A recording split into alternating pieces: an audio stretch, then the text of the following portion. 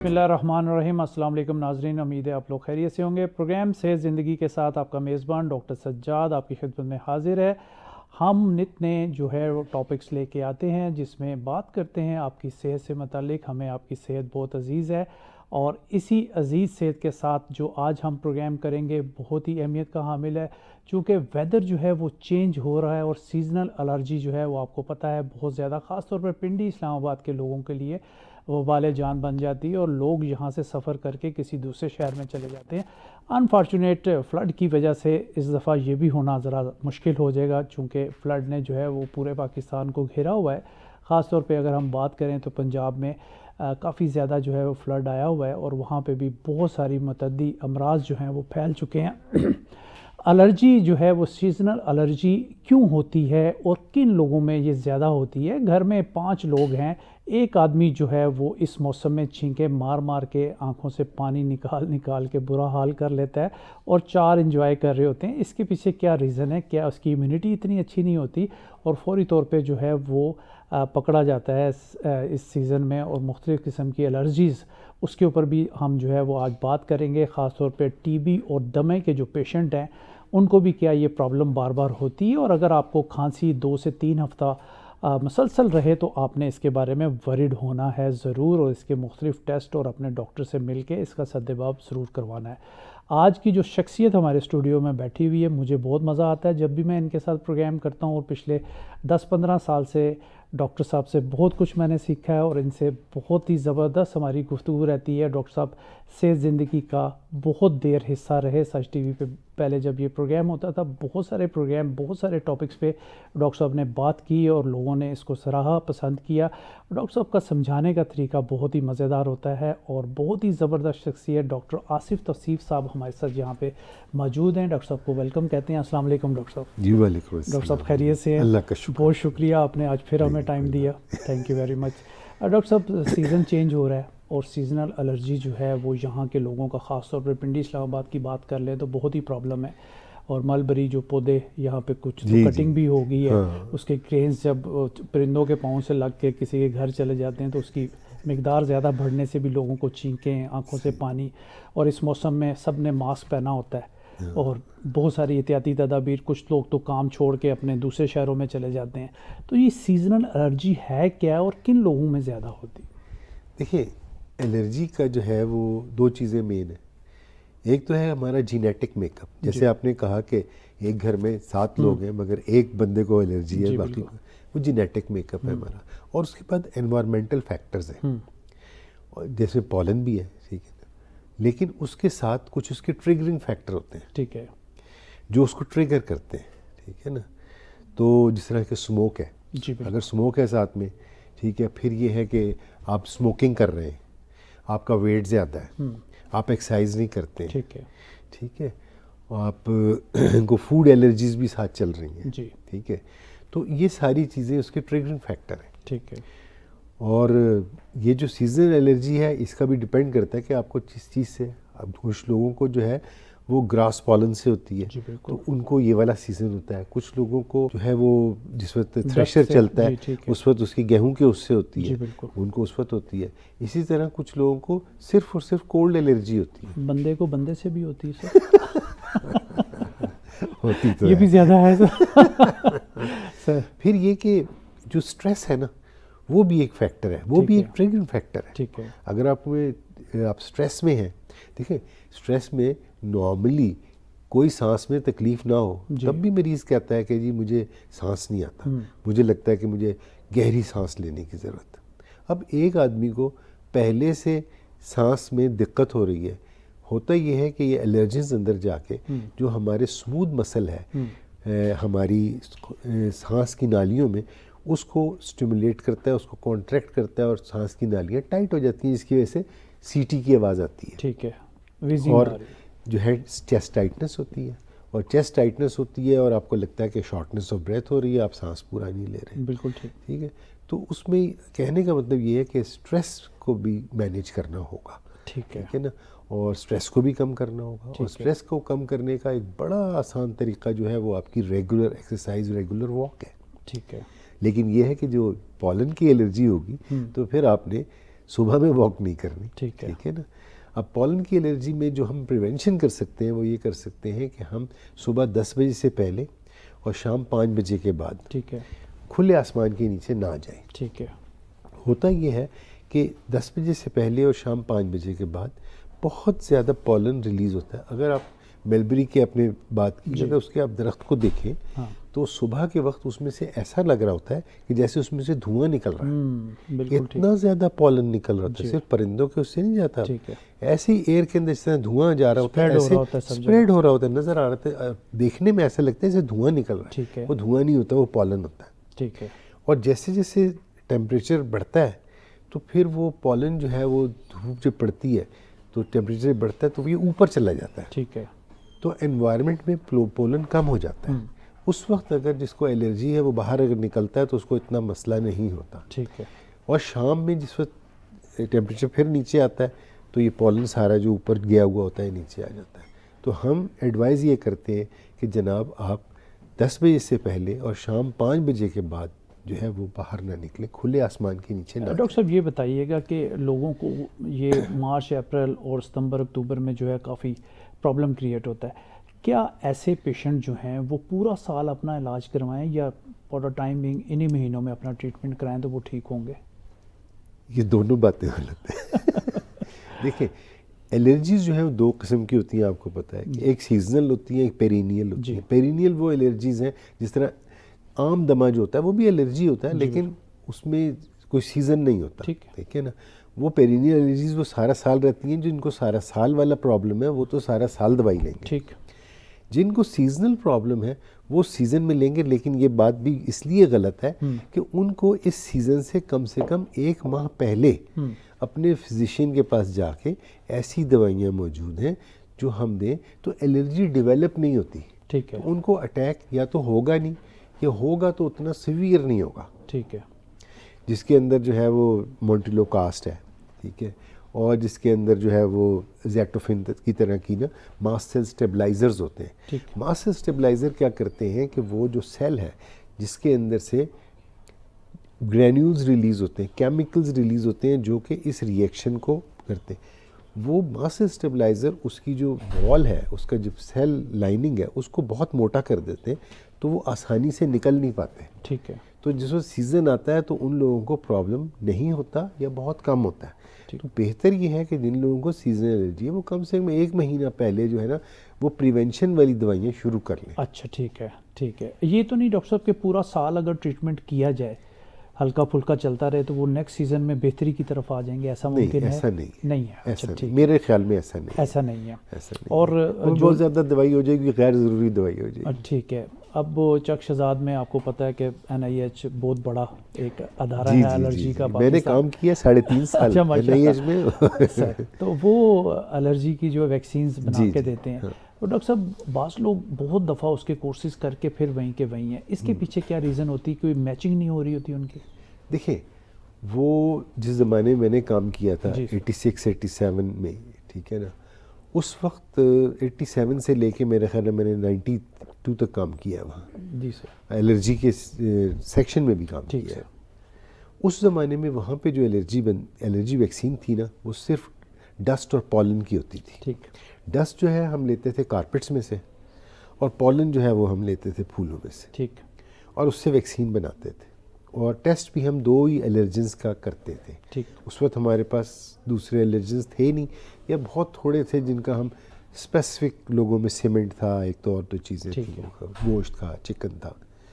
अभी जो है वो वहाँ पे इसको NIH में मोर साइंटिफिक बेसिस के ऊपर डेवलप किया गया। ठीक है। और वो उसको इम्प्रूव किया गया, लेकिन 1-2 बातें समझने वाली हैं।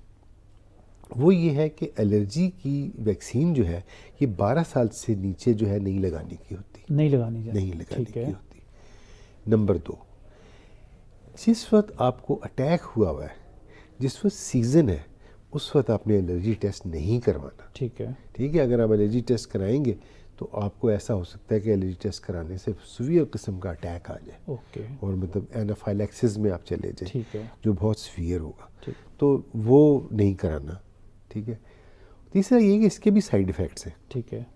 नंबर 3 ये है कि ये बहुत स्लो काम करती है। ठीक है। ज़्यादातर लोगों में जी 90% से ज़्यादा लोगों में पहला जो 3 महीने का कोर्स है वो खाली जाता है, अच्छा ठीक है कुछ नहीं होता उनको।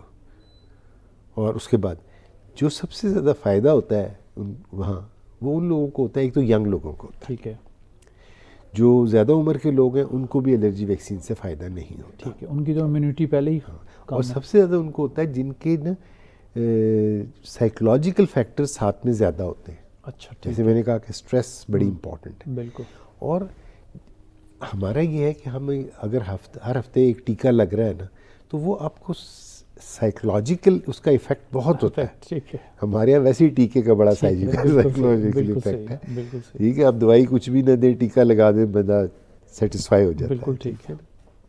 तो देखा हमने ये किया उस ज़माने में कि जो यंग लोग थे उनमें अच्छा रिस्पांस था, और उनका था जो जिनमें स्ट्रेस और साइकोलॉजिकल फैक्टर ज़्यादा थे, ठीक है, उनमें बहुत अच्छा रिस्पांस उनमें अच्छा था। डॉक्टर साहब, जिन लोगों को दमा है और टीबी के पेशेंट भी घरों में मौजूद हैं, तो उनके लिए सीजनल एलर्जी जो है वो ज़्यादा अफेक्ट कर जाती है उनके ऊपर, या वो अपनी रूटीन की मेडिसिन खाते हैं, या फिर उनको वैक्सीन की ज़रूरत पड़ती है इस मौसम? देखिए, टीबी का जो है वो एस्मा के साथ कोई ताल्लुक नहीं। कोई ताल्लुक नहीं, ठीक है, टीबी बहुत दफ़ा एस्मा की तरह प्रेजेंट कर सकती है। ठीक है, वो ये होता है कि टीबी की वजह से लिम्फ नोड्स एनलार्ज हो जाती हैं, और वो किसी ब्रोंकियोल के साथ होती हैं, जहाँ ज़्यादातर ब्रोंकियोल्स के साथ ही होती हैं, वो उसको प्रेस कर रही होती हैं, जिसकी वजह से वो जगह टाइट, वो मसल नहीं कॉन्ट्रैक्ट होता बल्कि वो फिस जाती है, ठीक, कॉन्ट्रैक्ट हो जाती है। तो उसकी वजह से वहाँ पे जो एयर गुजरती है उसमें वीज़ आ जाती है। ठीक है, तो वीजिंग हो सकती है टीबी के अंदर, अच्छा ठीक है, मगर डिपेंड करता है कि एक आदमी को एलर्जी अगर है और उसको टीबी भी है, तो यकीनन उसको उस ज़माने में खांसी वासी और ये सारी चीज़ें, शॉर्टनेस ऑफ ब्रेथ हो जाएगी। ठीक। लेकिन अगर एक आदमी को टीबी है और उसके साथ उसको ये नहीं है, तो उसको कोई फ़र्क नहीं पड़ेगा। अच्छा ठीक है, लेकिन टीबी की प्रेजेंटेशन एस्मा के साथ हो सकती है, हो सकती है। रेयरली हो सकती है। तो डॉक्टर साहब, अगर किसी को इस मौसम में एलर्जी है और बाकी घर के लोग भी उसमें क्या शामिल हो सकते हैं उसकी वजह से, कंटेजियस है? नहीं, बिल्कुल भी नहीं है, ठीक। बिल्कुल भी नहीं है। तो वो तो उसका जेनेटिक मेकअप है इस तरह का, जिसकी वजह से उसको ये प्रॉब्लम है। ठीक है, जैसे हम फ्लू देखते हैं हाँ, कि बच्चा स्कूल गया, किसी को फ्लू है, चींग मारी तो उसको भी हो गया, तो ऐसा मुमकिन है कि पेरेंट्स से बच्चों में भी ये बीमारी जा सकती है? देखिए, पेरेंट्स से बच्चों में जो जाएगी वो तो उनका हेरिडिटरी मेकअप है ना। अगर दोनों पेरेंट्स को एस्मा है तो बहुत ज़्यादा चांसेस हैं कि बच्चे को भी एस्मा हो जाएगा, ठीक है ना। और अगर दोनों को एस्मा नहीं है या दोनों को एलर्जी नहीं है, तो बहुत कम चांसेस हैं कि उसको एलर्जी होगी, ठीक है, ठीक है ना। क्योंकि हमारा, जैसे हमने कहा कि दो ही चीज़ें हैं, जेनेटिक मेकअप है और एनवायरमेंटल फैक्टर्स हैं, जी, ठीक है ना। एनवायरमेंटल फैक्टर्स उसको ट्रिगर करते हैं और जेनेटिक मेकअप उसको डिसाइड करता है। ठीक है। डॉक्टर साहब, छोटे बच्चों को जब तक हम चूम ना लें सही तरह, मुंह में मुंह डाल के, हमें आराम ही नहीं आता। हालांकि वो सेंसिटिव होते हैं बहुत ज़्यादा, उनको मतलब हाथ पे प्यार कर देना चाहिए तो आराम से। मगर ये कि दादा दादी, नाना नानी को भी दमा है, सेंटर में बच्चा लटाया हुआ है, उसको चूम रहे होते हैं, ये कितना ख़तरनाक हो जाता फिर है? देखिए, बात ये है, ये तो प्यार की बात है, मगर नहीं।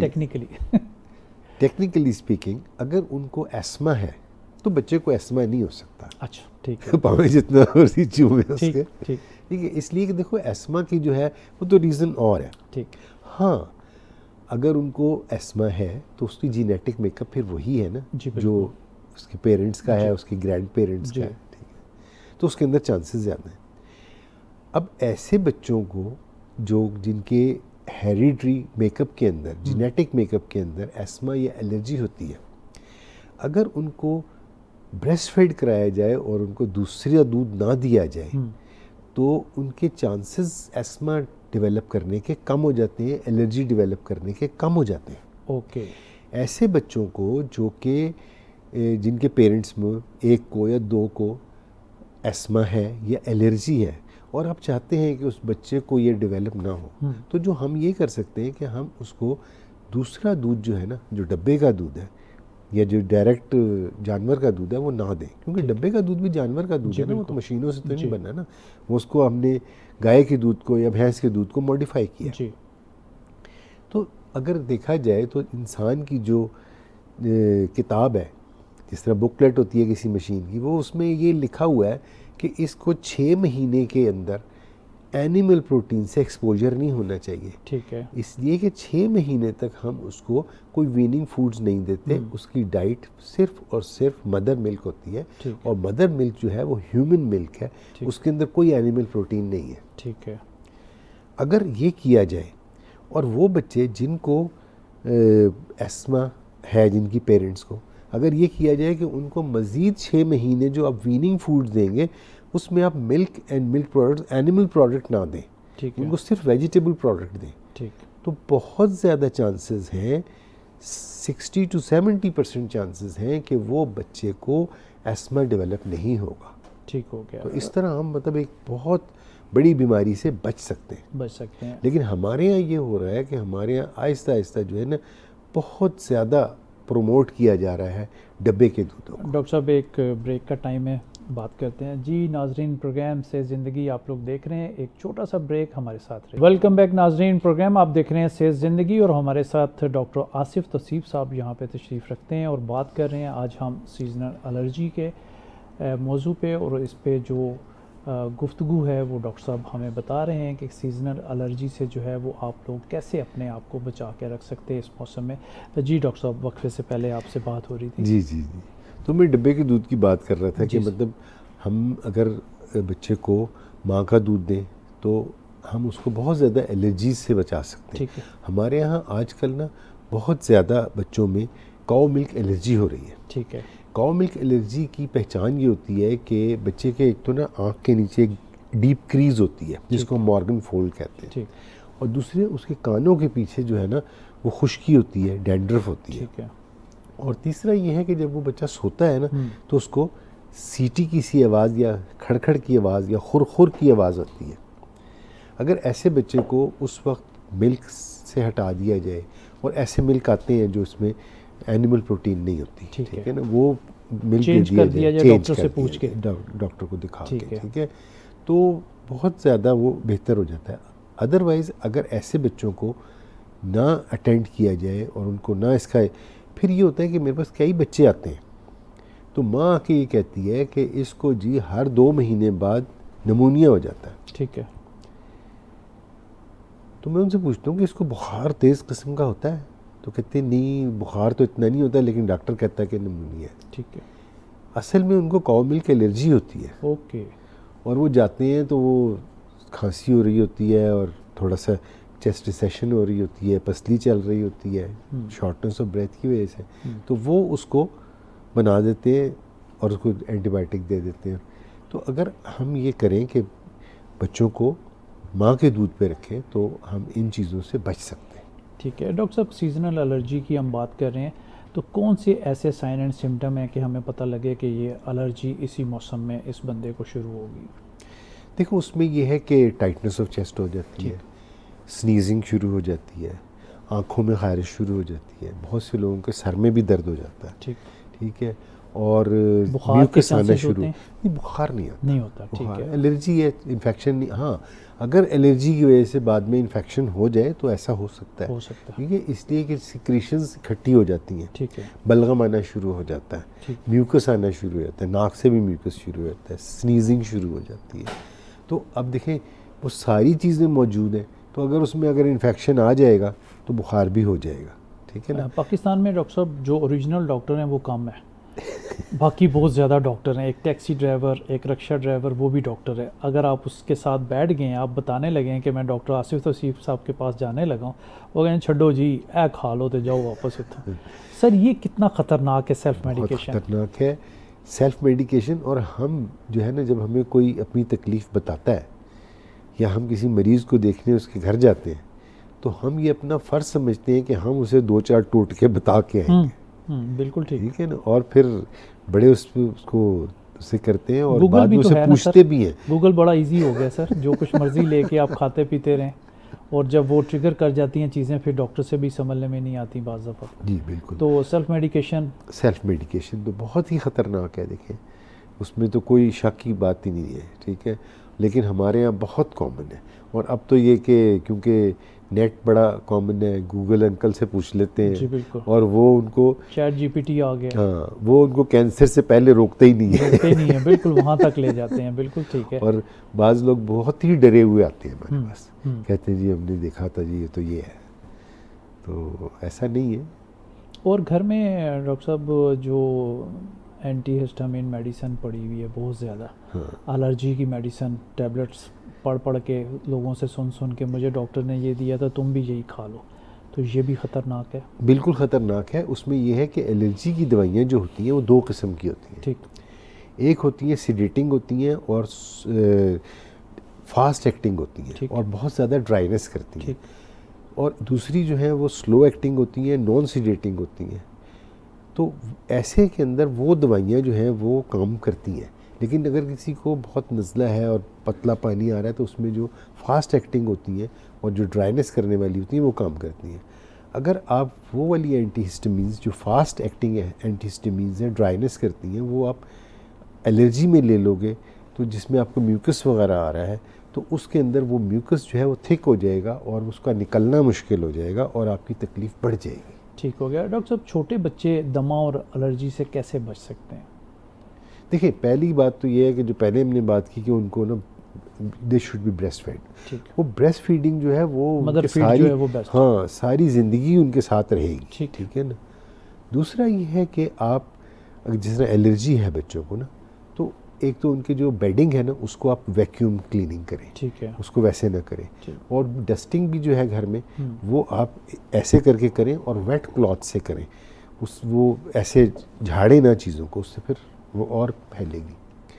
फिर ये है कि उनके जो बेडिंग है यानी जो बिछाने वाली चादरें हैं, ओढ़ने वाली चादरें हैं, गद्दे हैं, तकिए हैं, उनको धूप लगाएं। ठीक है, वो तो कभी नहीं करना। और जहाँ पे ऐसा है कि धूप नहीं निकलती, ऐसे भी इलाके हैं ऐसे ना भी जहाँ पे हैं, धूप जी, नहीं बिल्कुल। होती, आप मरी है आप जी, धूप में नॉर्दर्न रखें, एरियाज हैं, हाँ, जी बिल्कुल। वहाँ पे आप उसको जो है वो ठंड में डाल दें। ठीक है, या अगर कोई प्रॉब्लम है, कोई करना चाहता है और जल्दी उसने कुछ करना है, आप अगर कंबल को लेके ना फ्रिज में रख दें या फ्रीज़र में रख दें। अच्छा ठीक है, बेसिकली जो डस्ट माइट है ना, जी जो डस्ट से हम एलर्जी कहते हैं, वो डस्ट से एलर्जी नहीं होती ज़्यादातर, ठीक वो डस्ट माइट के स्टूल से होती है। Okay, dust might microscopic mites होती हैं जो हमारा जो सेल हमारे गिरते हैं ना, हमारे सेल जो एक्सफोलिएट होते हैं और जी। हर वक्त गिर रहे होते हैं, जी बिल्कुल, वो हमारे घरों में गिरे हुए होते हैं, उसको खाती हैं, वो उनकी खुराक है। ठीक, और जो उनके स्टूल्स होते हैं उससे हमें एलर्जी होती है। ओके, तो वो हम ये अगर उनको, और वो जो सरवाइव करती हैं ना वो आपके रूम टेम्परेचर पे करती हैं, ओके, ना वो ठंड में सरवाइव करती हैं, ना वो गर्मी में सरवाइव करती हैं। ठीक हो गया। अगर आप धूप लगा देते हैं या फ्रीज़र में रख देते हैं अपने उन कपड़ों को, जैसे बच्चों के स्टफ टॉयज होते हैं उनको आप फ्रीज़र में रख दें अच्छा ठीक है, ओवरनाइट, गुड, ठीक है।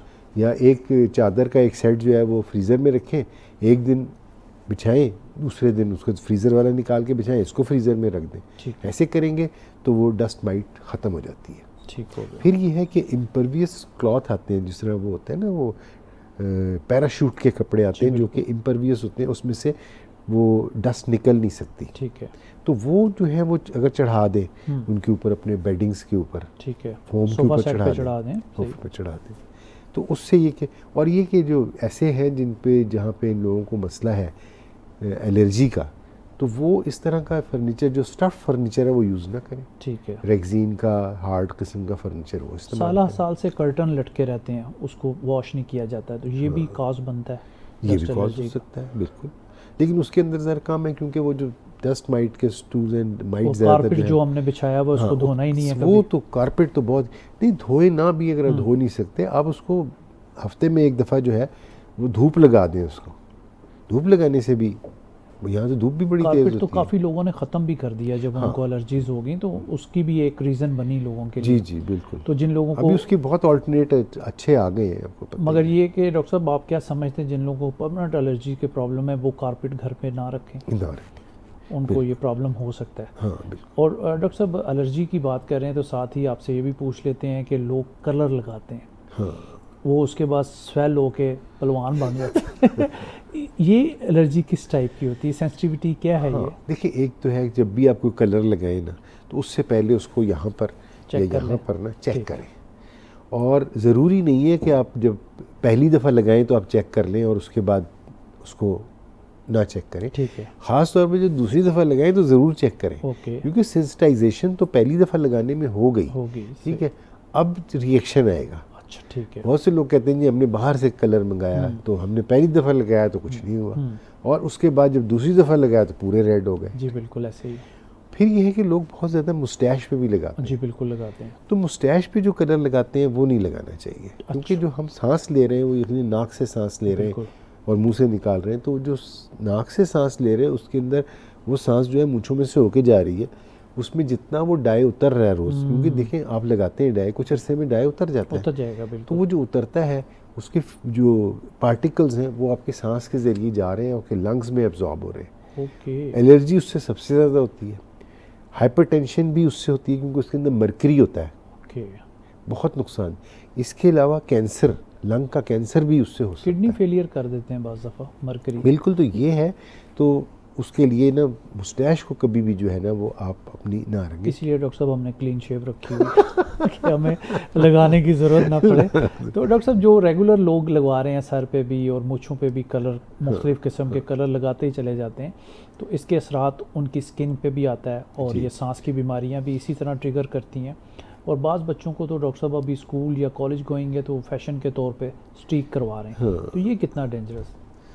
मतलब ये कि देखें केमिकल से एक्सपोजर फजूल में, मतलब घर जाके ख़रीद के लानी बीमारी, ठीक है ना, लेकिन ये कि इसको अवॉइड करना चाहिए। जहाँ केमिकल लगाएंगे तो बाल जल्दी सफ़ेद हो जाएंगे आपके। जल्दी सफ़ेद, देखें ना, थोड़े से बाल सफ़ेद होते हैं, लोग जो है ना डाई करना शुरू करते हैं, सारे बाल सफ़ेद हो जाते हैं। बिल्कुल ठीक। ये एक आम ऑब्जर्वेशन है, सब लोगों की ऑब्जर्वेशन है, क्योंकि केमिकल जो है वो बहुत हार्श होते हैं और वो बालों को नुकसान पहुंचाते हैं। ठीक है। और बाल कमज़ोर भी हो जाते हैं, गिरने भी शुरू हो जाते हैं। ऐसे ही हेयर फॉल शुरू हो जाता है। डॉक्टर साहब दमे के पेशेंट को इनहेलर दे दिया जाता है, और डॉक्टर साहब एक ब्रेक का टाइम है, इसके बाद आपसे क्वेश्चन करता हूँ। जी नाजरीन, एक छोटा सा ब्रेक है, हमारे साथ रहिए। वेलकम बैक नाजरीन, प्रोग्राम आप देख रहे हैं सेहत ज़िंदगी। हमारे साथ डॉक्टर आसिफ तौसीफ साहब यहाँ पे मौजूद हैं और बात कर रहे हैं हम सीजनल एलर्जी पे, दमे से मतलब आप लोगों को आगाही दे रहे हैं और टीबी से मतलब जो है वो आगाही दे रहे हैं। डॉक्टर साहब के होने का हम फ़ायदा उठा रहे हैं और सारी चीज़ें जो है हम कह रहे हैं जल्दी जल्दी आप तक जो है इसकी नॉलेज पहुँचे। डॉक्टर साहब ब्रेक से पहले हम इनहेलर की बात कर रहे थे कि लोग इनहेलर का सही यूज़ नहीं जानते और वो मैं समझता हूँ वेस्ट ही हो जाता है। कोई स्प्रे जिस तरह आपने परफ्यूम लगाया ऐसे छिड़क लेते हैं तो हमें आज सही तरीका भी आप बताएं और कब कब जो है ये यूज़ करना चाहिए। देखिए, एक तो हमारे यहाँ ना एक ये कॉन्सेप्ट ये है कि इनहेलर जो है ना वो आखिरी दवाई है। जी बिल्कुल, ठीक है ना, तो ये बिल्कुल गलत बात है। ठीक है, ठीक है, ये आखिरी दवाई नहीं है। ये जब कब किसी दवाई से फ़ायदा ना हो तो फिर इनहेलर। ठीक है।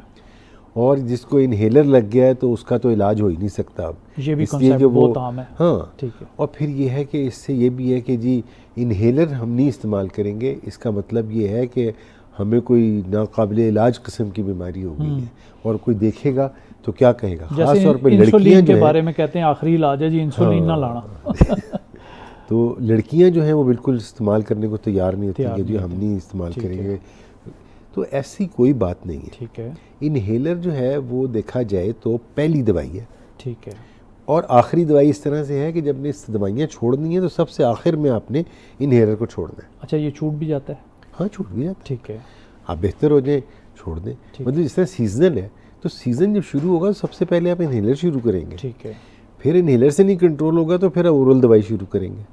ठीक है, और उसके बाद जब आप ये सीज़न जा रहा होगा तो आप ओरल दवाई पहले बंद करेंगे और उसके बाद क्यों ऐसा करेंगे, इसलिए कि देखें ओरल दवाई हम लेते हैं तो हम दवाई खाते हैं, वो हमारे मैदे में जाती है, वो हमारे जिगर में जाती है, फिर हमारे सारे पूरे उसमें डिस्ट्रीब्यूट होती है बॉडी में, ब्रेन को भी जाती है, हार्ट को भी जाती है, हर चीज़ को जाती है।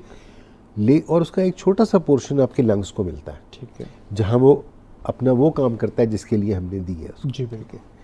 लेकिन जब आप इनहेलर लेते हो तो आप डायरेक्ट जो है वो यहाँ से सांस में लेते हैं और वो आपके लंग्स में चला जाता है। ठीक है। तो अब उसकी क्वांटिटी जो है बहुत कम होती है। ठीक है। वो जो आपने डोज ली थी वो मिलीग्राम में आपने ली है, नहीं, जो आपने गोली खाई थी वो तो बहुत ज़्यादा थी, 600 मिलीग्राम की थी। ठीक है। ये माइक्रोग्राम में है, ठीक है, बहुत ही थोड़ा है, जी बिल्कुल। और जाएगा भी तो डायरेक्ट लंग्स के अंदर जी जाएगा, बिल्कुल। साइड इफ़ेक्ट्स भी नहीं होंगे, ठीक है। और फ़ौरन पहुंच जाएगा, वो आप खाएंगे फिर जाएगी सर्कुलेशन में, फिर डिस्ट्रीब्यूशन होगी, तो काफ़ी देर लगेगी उसका इफ़ेक्ट आने में। इसका इफ़ेक्ट 1-2 मिनट के अंदर आपको पता चल जाएगा। ठीक है। तो लिहाजा इन्हेलर जो है वो प्रेफर्ड दवाई है, ठीक है। और उसके कम साइड इफ़ेक्ट हैं, ठीक है। उसका लेना आपको आना जी, चाहिए सही बिल्कुल। तरह। फिर ये है कि इन्हेलर मेरे पास मैं लेके आया हूँ, ये तो इसीलिए बहुत अच्छी समझाने बात है के डॉक्टर लिए। साहब कि नाजरीन को सही अच्छा। डेमो मिल देखिए, जाएगा। इसके लिए ना आपने एक तो ये करना है कि आपने हमेशा जो है वो खाने से पहले लेना है, अच्छा, खाने से पहले। खाने से पहले लेना है। ठीक है। हाँ, अगर इमरजेंसी में लेना पड़ गया तो उसका मैं बताऊंगा क्या ठीक है। करेंगे। और इसको आपने लेने के लिए ना पहले अपने इधर करके ऐसे टैपिंग इसको, करनी है। हाँ, टैपिंग करनी है। ठीक है। और टैपिंग के दौरान एक तो आपने सीधा बैठना है, ठीक है। और किनारे पे बैठना है, ठीक बैठ है। के या कुर्सी के किनारे पे बैठेंगे एज आप, पे आ जाएं। एज पे आएंगे, ठीक तो है। फिर आपकी कमर भी सीधी हो जाएगी, गर्दन भी सीधी हो जाएगी, आप इसको हिलाएंगे, हिलाते है। हुए आपने सांस पूरी बाहर निकालनी है, फूंक मारनी है, अंदर सांस छोड़नी नहीं है। ठीक है। अगर अंदर आप सांस छोड़ेंगे तो फिर क्या होगा कि आपकी उसने आपने से पफ किया तो वो फिर बाहर निकल जाएगा, ओके। फिर तो चांस ही कोई नहीं निकलने का। जी, और फिर इनहेल भी आप पूरा करेंगे, ठीक फिर है। इसको आपने हिलाते हुए सांस पूरी बाहर निकाली, पूरी सांस बाहर निकालने के बाद आपने इसको पूरे दोनों होठों से पकड़ लिया, ठीक है। दबाया, छुस करेंगे तो मुंह में दवाई आएगी। जैसे ही मुंह में दवाई आएगी तो ज़्यादातर लोग मुंह बंद कर लेते हैं, ठीक है। ये बिल्कुल गलत है। अच्छा। ठीक है, दवाई फिर इधर ही रहेगी। जी बिल्कुल। देखो, जब तक वेंटिलेशन नहीं होगी Exactly, तो कैसे, बिल्कुल। जैसे ही आपने छुस हुआ और आपने इसको हटाना है और गहरा सांस लेना है मुंह से, और फिर सांस को रोक लेना है, उस वक्त Inhale हो तक जाए रोकना है। सारी। इनहेल हो गई, अब इसको टाइम देना है, एब्जॉर्ब होने का ठीक है। लंग में, ठीक है। ओके। और जब ऐसे सांस ना रोका जाए तो नाक से सांस निकाल दें, 2-3 मिनट का वक्फा दें, और उसके बाद दोबारा इसको रिपीट करें। और आप देखो ऐसे करोगे कि इसको करते हुए हर मर्तबा टैपिंग ज़रूरी है। ठीक है।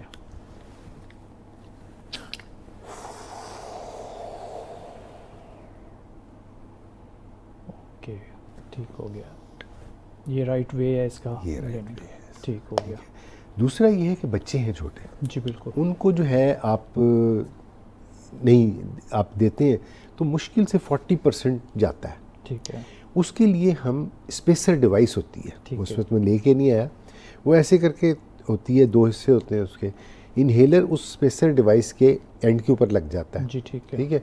और उसके बाद हम उसके अंदर 2 पफ कर दिए या 1 पफ किया, फिर उसके अंदर जो इस तरफ जो होता है मुंह की तरफ जो माउथ पीस होता है उसका, उसके अंदर एक लिड होती है, उस लिड में वो 1 वे होती है, उसमें आप सांस अंदर तो ले सकते हो, उससे निकाल नहीं सकते, ठीक मतलब है। उसमें एक तरफ से एयर जाती है। जी बिल्कुल। फिर आप उसके अंदर ऐसे आपने उसको पकड़ा, सांस लिया और उसको हटा दिया, अब आपने सांस रोका, फिर ना रोका गया तो निकाल दिया, फिर इसमें से लिया, आपने 1 पफ उसके अंदर किया और आपने 6 या 7 दफ़ा उसको इनहेल किया उसमें से। ठीक है। इस तरह से जो है वो 70% से ज़्यादा जो आपकी दवाई है वो चली जाए। वो चली जाएगी। बड़ों और छोटों के इनहेलर में फ़र्क है डॉक्टर साहब? नहीं, इनहेलर एक ही Same होता है, एक ही इनहेलर अच्छा, होता है, ठीक है। ठीक है ना।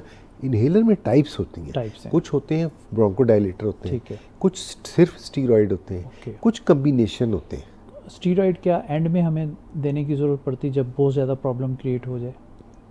देखिए, डिपेंड करता है, पहले तो ब्रोंकोडायलेटर ही ठीक देते हैं, है। ठीक है। बाज़ औक़ात ये होता है कि हम दोनों दे रहे होते हैं, पहले ब्रोंकोडायलेटर देते हैं ताकि खुल जाए, उसके ऊपर से स्टीरॉयड देते हैं। ठीक। अब ये वाला जो है इसमें कम्बिनेशन है, दोनों चीज़ें हैं, ठीक है। तो बहुत दफ़ा ऐसा देते हैं, वो डिपेंड करता है। फिर ये कि सिर्फ इनहेलर, ये इसके अंदर गैस होती है, अच्छा ठीक। इसके अलावा पाउडर इनहेलर भी होते हैं, ठीक है। तो पाउडर इनहेलर भी इस तरह से लिए जाते हैं, तो वो उसमें पाउडर होता है। डॉक्टर साहब स्टीम की क्या अहमियत है? लोग स्टीम भी खुद से ले रहे होते हैं चीज़ों की। हाँ, स्टीम बहुत अच्छी चीज़ है। ठीक है। उसमें और- कुछ डालना है या गर्म पानी इनहेल कर लें? हाँ, नहीं, उसमें डाल भी सकते हैं आप, और उसमें अमूमन आप जो लौंग है, डाल रहे होते हैं लोग। हाँ ठीक। बिल्कुल, लौंग जो है एंटी इन्फ्लेमेटरी जी। है, डाल सकते हैं आप, अदरक डाल सकते हैं जी। आप, ठीक है। आप बेसिल लीव्स डाल सकते हैं, ठीक है। ये जो तुलसी के पत्ते होते ठीक हैं, है। आप पुदीना डाल सकते हैं, ठीक है। ठीक है। तो ये सारी चीज़ें जो हैं ये एंटी इन्फ्लेमेटरी हैं और ये म्यूकस को निकालने में हेल्प करती हैं। बेसिकली जब हम स्टीम लेते हैं तो हम असल में पानी को गैस की शक्ल में अपने चेस्ट में ले जाते हैं। ठीक है। देखें ना, उसका जी, फॉर्म है ना, बिल्कुल। सॉलिड, लिक्विड और गैस फॉर्म। गैस फॉर्म में जब ले जाते हैं तो अंदर जब जाती है तो वो जाके लंग्स पे जब लगती है तो वो दोबारा पानी में तब्दील हो जाती है और वहाँ वो म्यूकस जो पड़ा हुआ है उसके साथ मिल जाती है, तो म्यूकस जो है वो पतला हो जाता है। तो म्यूकस जब पतला हो जाएगा तो आसानी से निकलेगा। डॉक्टर साहब बहुत बहुत शुक्रिया, ज़बरदस्त, टाइम का पता नहीं चला, आपने बहुत ही इफ़ेक्टिव बातें हैं हमारे नाजरीन को बताई। जी नाजरीन, आज जो सीजनल एलर्जी पे डॉक्टर आसिफ तौसीफ साहब ने तफसीलन आप लोगों को बताई है कि कोशिश करें कि जहाँ पे धूप नहीं है वहाँ पे आप फ्रिज में जो है वो अपना जो चादर है या तकिया है उसको भी आप रख सकते हैं ताकि जो माइट्स हैं वो किल हो सकें, ठीक है। और अव्वल तो कोशिश करें कि सूरज की रोशनी में ही चीज़ों को जो है सूखने आप डाल दें तो वो ज़्यादा बेहतर है रोज़ाना की बुनियाद पे। और एलर्जी के मौसम में डॉक्टर साहब ने जैसे कहा है कि फ़ौरन अपना ट्रीटमेंट जो है किसी अच्छे डॉक्टर से रब्ता करके आप उन दिनों में अपना जो है वो ट्रीटमेंट लाजमी कराएं ताकि आप लोगों को इस सीजनल एलर्जी के मौसम में जो है ज़्यादा प्रॉब्लम का सामना ना करना पड़े। आज के लिए बस इतना ही। अपने मेज़बान डॉक्टर सज्जाद को दीजिए इजाज़त। इंशाल्लाह नेक्स्ट वीक दोबारा आपकी खिदमत में हाज़िर हो जाएंगे। तब तक के लिए अल्लाह ने के